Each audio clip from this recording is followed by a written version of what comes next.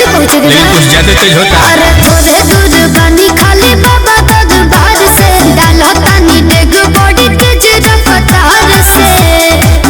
जल ढाले के बचल के फजीरे जीरे अरे संभल के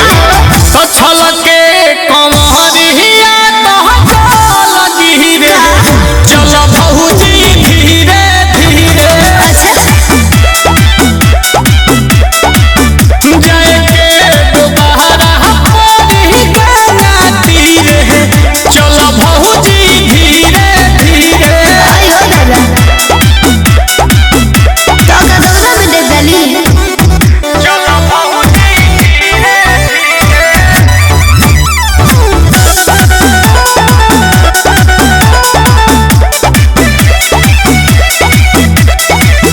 बहोए दल चले में अतना ऊपर नीचे होता है भैया राउर किन के दिए लोटा बॉडी छोटा है ए चल पहले बिहान हो जाए की जलवा तीर जाई रे निये तोता कोबू की गाना बाई गइली दूर तो कहां भोराबू ऐसे कहानी है चले तक धीरे धीरे रोड चाहिए आराम से लचके कमहरिया तो लगी रे आ चलो भौजी धीरे धीरे जाए के दोबारा पड़ी गंगा तीरे चलो भौजी धीरे धीरे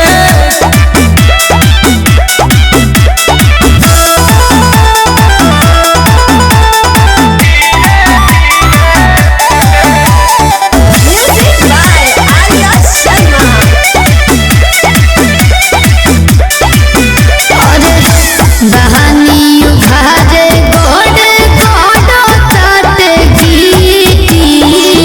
खाए खाती लोई लोना खादा से गीती दुख दुख दुनो बहुता किन्हिला कोमले के देलू खाली दोस्त भाभी जी आ देखो आगे बढ़ी गइले आशुतोष भाभी जी जाजे बोला तो ढाल दे हो बहरे सिरे छलके कमहरिया तो लगी रे अच्छा चलो भौजी धीरे धीरे की जाए के दोबारा पड़ी गंगा तीरे चलो भौजी धीरे धीरे हमर कोरिया तू ही हो ना एहो भौजाई कहे गइलू औजाई बाबा के नाम लो